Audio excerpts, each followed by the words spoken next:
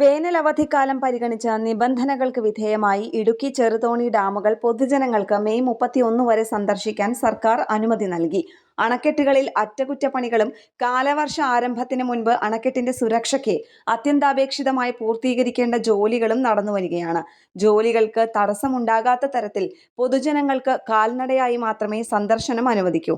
വേനൽ അവധിക്കാലം പ്രമാണിച്ച് എല്ലാ സുരക്ഷാ മാനദണ്ഡങ്ങളും പരിപാലിക്കുന്നുവെന്ന ഹൈഡൽ ടൂറിസം അധികാരികൾ കർശനമായി ഉറപ്പാക്കണമെന്ന വ്യവസ്ഥയ്ക്ക് വിധേയമായി ബഗ്ഗി കാർ ഗതാഗതം ഒഴിവാക്കി. വൈദ്യുതി ബോർഡും സർക്കാരും നിർദ്ദേശിക്കുന്ന സുരക്ഷാ നടപടികളും നിയന്ത്രണങ്ങളും പാലിച്ച് ഇടുക്കി ആർച്ച് ഡാമിൽ ടൂറിസം പ്രവർത്തനങ്ങൾ പുനരാരംഭിക്കുന്നതിന് ആവശ്യമായ അനുമതി നൽകണമെന്ന് Kerala hydel tourism centre director സർക്കാരിനോട് അഭ്യർത്ഥിച്ചിരുന്നു. നിബന്ധനകൾ പാലിച്ച് ഇടുക്കി ചെറുതോണി ഡാമുകൾ പൊതുജനങ്ങൾക്ക് നടന്നു കാണുന്നതിന് അനുമതി നൽകാവുന്നതാണെന്നും സന്ദർശനത്തിനെത്തുന്ന വിനോദസഞ്ചാരികളുടെ സുരക്ഷ ഉറപ്പാക്കുന്നതിന് ഹൈഡൽ ടൂറിസം വകുപ്പിന് നിർദ്ദേശം നൽകണമെന്നും ഇടുക്കി ജില്ലാ കളക്ടറുടെ ഓഫീസിൽ നിന്നും അറിയിച്ചിരുന്നു.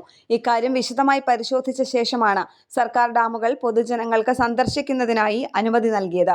ബുധനാഴ്ചകളിലും വെള്ളം തുറന്നുവിടേണ്ട ദിവസങ്ങളിലും ശക്തമായ മഴയ്ക്കുള്ള കാലാവസ്ഥാ മുന്നറിയിപ്പുകൾ നിലനിൽക്കുന്ന അവസരത്തിലും ജില്ലാ ദുരന്ത നിവാരണ അതോറിറ്റി വിനോദസഞ്ചാരത്തിന് നിയന്ത്രണങ്ങൾ ഏർപ്പെടുത്തുന്ന ദിവസങ്ങളിലും ഒഴികെ ഡാമിൽ നിലവിൽ നടക്കുന്ന അറ്റകുറ്റപ്പണിക്ക് തടസ്സം വരാത്ത രീതിയിൽ സന്ദർശനാനുമതിയുണ്ട്.